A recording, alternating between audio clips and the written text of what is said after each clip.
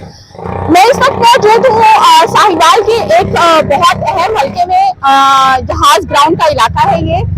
जहाज ग्राउंड के हवाले से अगर हम बात करें तो जहाज ग्राउंड जो है वो हमेशा से एक सेंसिटिव, यहाँ के पोलिंग बूथ सेंसिटिव ही रहे हैं और उसकी रीजन ये है कि यहाँ पर होल्ड नून लीग का रहा, लेकिन जो बरादरी सिस्टम की वजह से कहीं ना कहीं वोट स्प्लिट होता रहा। तो यहाँ पर फसादात जो है पोलिंग डे पर उनका खतरा ज्यादा रहता है हमेशा से ही। आज से 10 साल पहले की तारीख भी उठाकर देखें तो तब भी यहाँ पर इलेक्शन के दौरान इस हद तक फसादात हुए थे कि 2 लोगों का मर्डर भी हुआ था।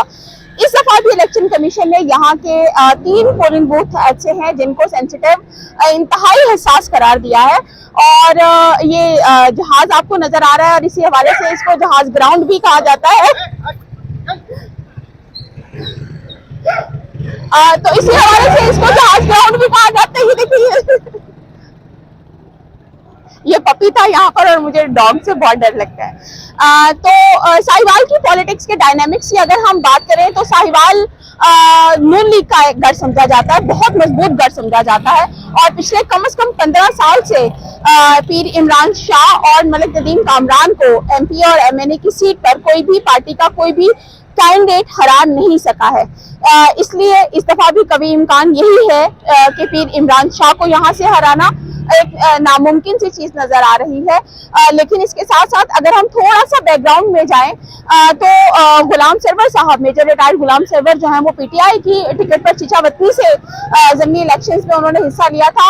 और आप लोगों को याद होगा कि वो जलसा जिसमें इमरान खान भी साहिवाल आए थे, इस लिहाज से तारीख का एक हिस्सा बन गया कि उस रोज यहाँ पर बहुत ज्यादा बारिश हुई थी और उस बारिश की वजह से उस जलसे का होना एक इम्पॉसिबल बात नजर आ रही थी। लेकिन फिर उसकी ऐसी तस्वीर और वीडियोस वायरल हुई जिसमें यास्मीन राशिद कीचड़ के बावजूद जलसा गाह पहुंची, इमरान खान कीचड़ के बावजूद जलसा गाह में पहुंचे थे।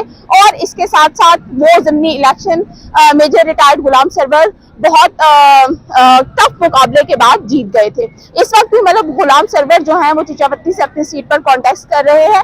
जहाज ग्राउंड के हवाले से अगर मैं बात करूं तो इस दफा ये जगह बहुत ज्यादा मजीद सेंसिटिव भी हो चुकी है और यहाँ पर सबकी नजरें बहुत ज्यादा इसलिए भी होंगी कि यहाँ नून लीग का जो वोट था वो इस वक्त सेपरेट हो चुका है और वो वोट नून लीग के हाफ नून लीग की तरफ है और तकरीबन हाफ जो है वो पीटीआई की तरफ है।